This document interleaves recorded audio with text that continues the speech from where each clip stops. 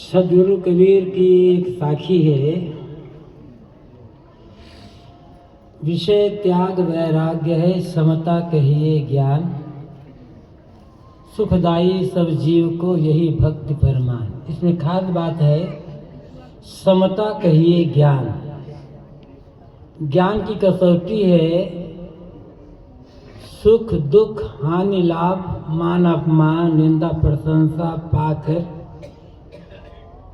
विचलित ना होना, ये समता है। हमारा मन थोड़ी थोड़ी बातों को लेकर द्वंद्वग्रसित होता रहता है। मन का द्वंद्व, मन का विचलन समाप्त होना,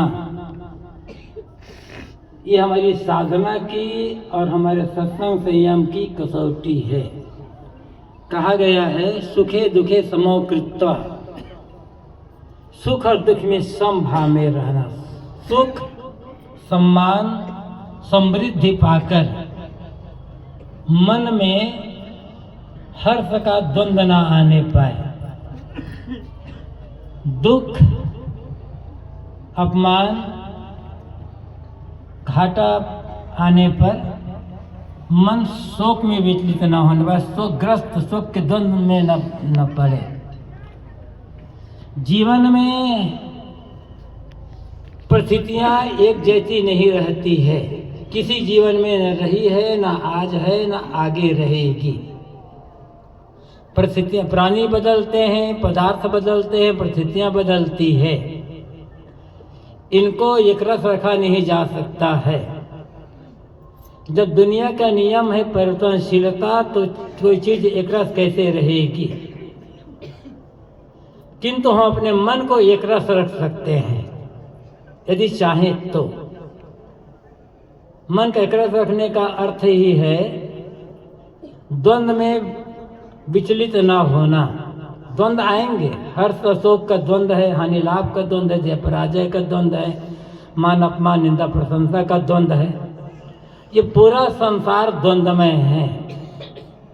इस द्वंद्वमय संसार में मन का निर्द्वंद्व रहना, यही जीवन की ऊंचाई है और यही हमारे ज्ञान भक्ति धर्म संयम साधना की कसौटी है। गीता में भी कहा गया है, समत्वम योग उच्चते। योग क्या है?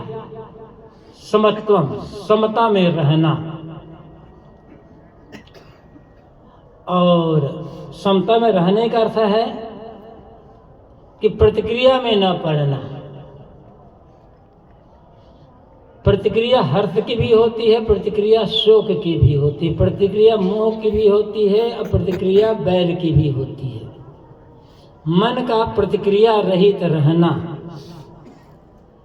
ये समता में है। यही हमारी सच्ची विजय है।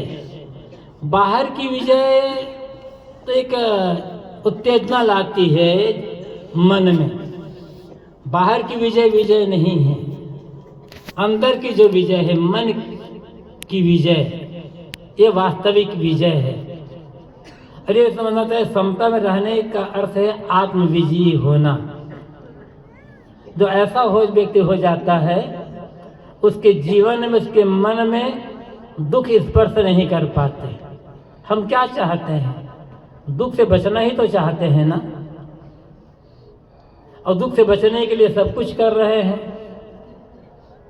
तो दुख से बचने का अर्थ ही है ऐसा मन को बना करके रखना, समता में स्थिर रखना कि बड़ा सा बड़ा दुख मन के स्पर्श न करे, मन हमें विचलित न कर सके।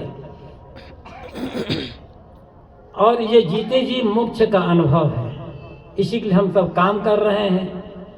निश्चित है स्थिति एक बार में नहीं आएगी, धीरे धीरे करते हुए आएगी, लेकिन चलते रहें चलते रहें चलते रहें तो स्थिति आ सकती है। और हमारे पूर्व के गुरुजनों में स्थिति आई है, उनका आदर्श हमारे सामने है। कुल मिलाकर बात इतनी ही है, जीवन में प्राणी पदार्थ स्थिति एक रस नहीं रहेंगे, सब कुछ परिवर्तनशील है। सभी स्थितियों में मन का समता भाव में रहना, जो आ जाए जैसा आ जाए स्वीकार तो करना पड़ेगा, चाहे मन मार कर स्वीकार करे चाहे सहज भाव से स्वीकार करे। कठिनाइयाँ आने पर भी विचलित न होकर अपना काम करते रहें, सुख सम्मान पा करके अहंकार न करें। ये समता में रहना है और समता ही जीवन जीने की एक अच्छी कला है। इस कला को हर आदमी को आत्मसात करने की आवश्यकता है। साहेब बंदगी।